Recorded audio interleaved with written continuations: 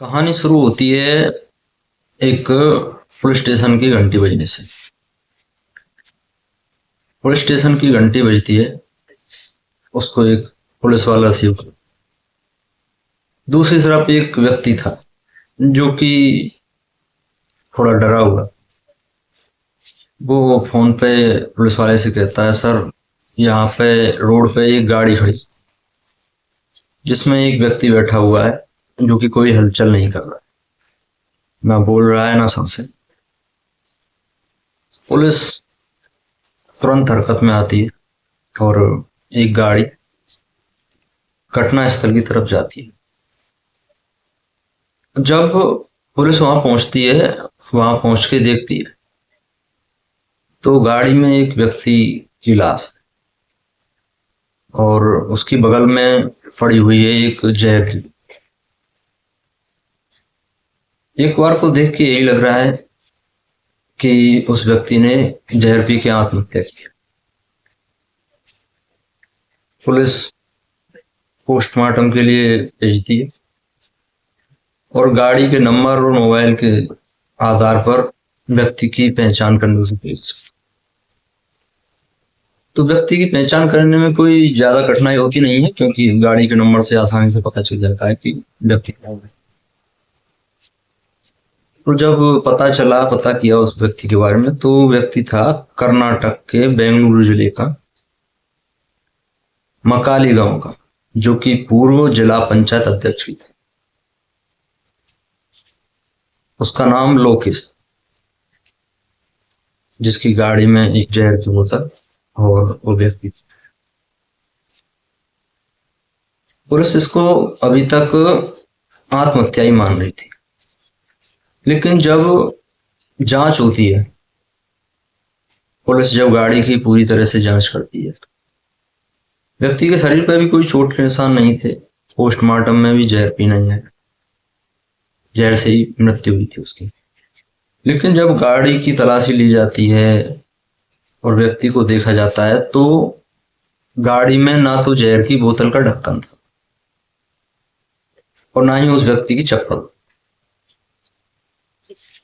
तो ऐसा नहीं हो सकता है कि कोई व्यक्ति कहीं जहर पिए और बोतल गाड़ी में रख ले, ढक्कन बाहर है।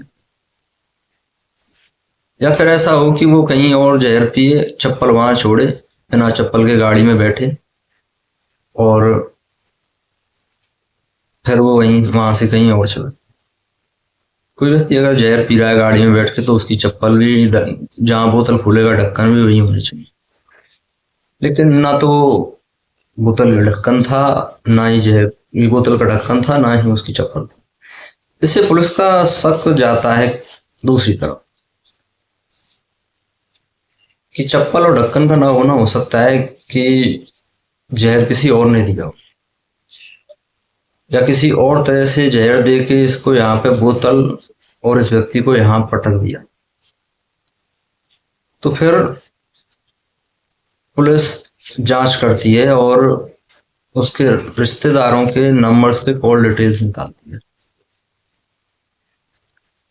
तो जब उसकी पत्नी की कॉल डिटेल निकाली, तो उसकी पत्नी का नाम था चंद्रकला। उसकी पत्नी की उस दिन, घटना वाले दिन, एक योगेश नाम के व्यक्ति से बहुत बार बात। पुलिस को शक हुआ। फिर योगेश की कॉल डिटेल निकाली गई, उसकी लोकेशन निकाली गई, तो पता चला कि योगेश की भी उस रात एक संतोष नाम के व्यक्ति से बात हुई।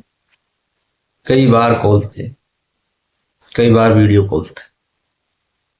जब जांच की गई संतोष के बारे में भी, संतोष की लोकेशन और उसके नंबर्स के बारे में, तो पता चला कि जिस रात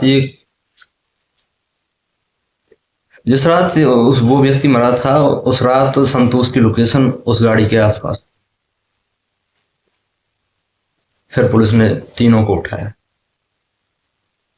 उसकी पत्नी चंद्रकला, एक योगेश नाम के व्यक्ति के, और एक संतोष जिसकी लोकेशन गाड़ी के पास, जो इन दोनों से बात कर।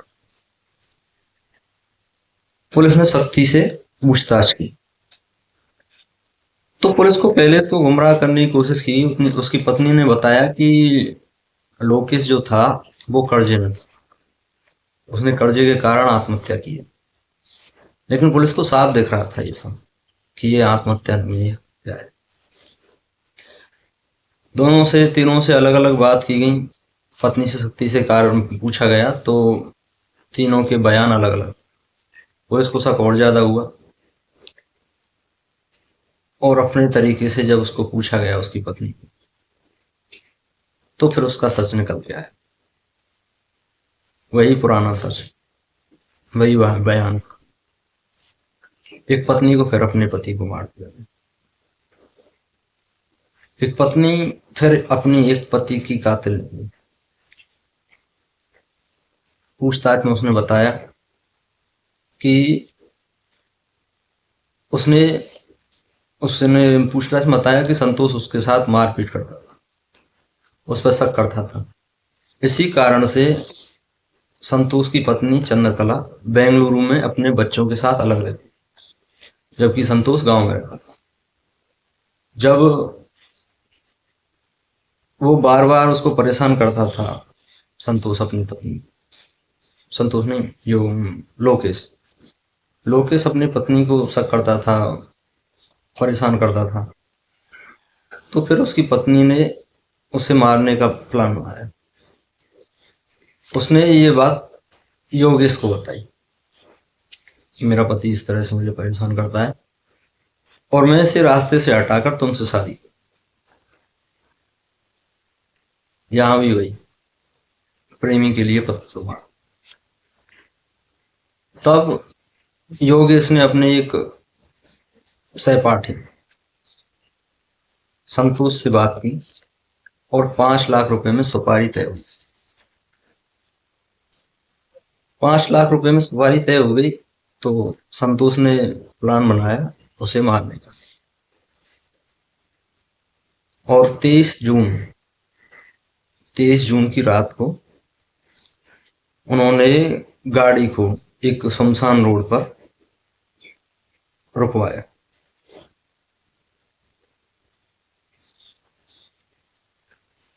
एक रोड पे उसको रुकवाने के बाद में उसको बाहर खींच लिया, व्यक्ति को,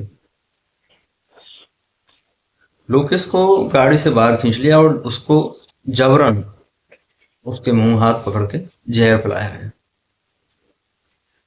जिससे उसकी चप्पलें भी वहीं उतर गई और ढक्कन भी अलग। उसके बाद में उसको गाड़ी में बिठाया गया और वहां से अलग स्थान पर गाड़ी को छोड़ दिया, जिससे कि ये आत्महत्या। इस तरह से एक व्यक्ति की और एक हत्या हुई। यह सिलसिला चलता रहेगा सर, और इसी को गौर कर लेते। ये कब तक चलेगा पता नहीं, लेकिन ये जो हो रहा है सब गलत। बस आज की कहानी यहीं तक थी, और अगली कहानी आप मैं क्या सुनाऊं ये लोग आप लोग कमेंट में बताओ, या फिर मुझसे अगर कोई गलती इस वीडियो में हो रही हो, मेरी वॉइस में, एडिटिंग में या कुछ और, वो भी आप कमेंट में बताना।